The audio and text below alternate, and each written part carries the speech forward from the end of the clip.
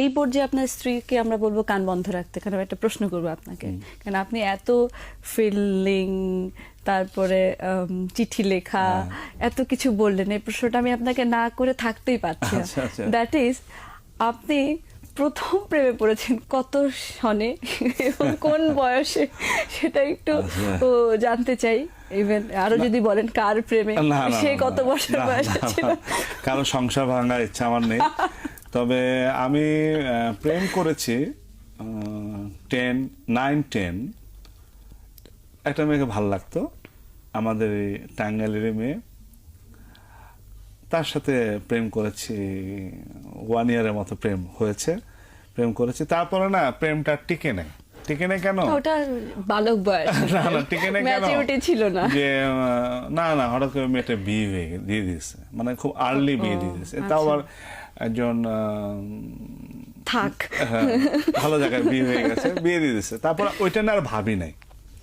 কিন্তু স্কুলে বা কলেজ লাইফে যে ফিল্ডিং যে মেরেছি, মেয়েদের সাথে দুষ্টামি করেছি, ফ্রেন্ডশিপ হয়েছে, কিন্তু সিরিয়াস কোনো পর্যায়ে যায়নি। যে এই শুনো, আমি তোমার ছাড়া বাঁচবো না, আমি তোমাকে ভালোবাসি, জানো কাল ঘুম হয় নাই সারা, এটা এই ধরনের না, এই ধরনের ল্যাঙ্গুয়েজ ইউজ করে নাই। খালি এটা বলছি, তোমাকে ভালো লাগে, তোমাকে ভালোবাসি, বাস।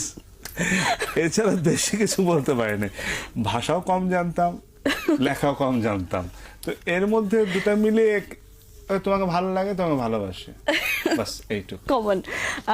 আপনি যখন বিয়ে করলেন, তখন কি আপনি অলরেডি চিত্রনায়ক মান্না হয়ে গেছেন, না তারপরে? না, বিয়ে তো পরে করেছি। আচ্ছা আচ্ছা। ফিল্মে আমি যাকে বিয়ে করেছি সেটা অ্যাফেয়ার্স। আচ্ছা, ওই যে তোমাকে ভালো লাগে, তোমাকে ভালোবাসে, এটাই একদম স্ট্রেট বলছিলাম। আচ্ছা, শুনেন, আপনাকে আমার ভালো লাগে, আপনাকে আমি ভালোবাসি। তখন সে আমার দিকে তাকিয়ে সে ফিল করেছে, এখন বলে থার্ড ক্লাস ছেলে, এটা কি বলে এভাবে। তখন আমি তাকে বলছি যে না, মানে চিত্রনায়ক মান্না আমাকে কি বলছে? না, চিত্রনায়ক হইনি আমি। হয়নি, মানে ফিল্মে ঢোকা ভাব। তো তখন আমি বললাম আপনাকে ভালো লাগে, ভালোবাসি। তাকে চলে গেছে।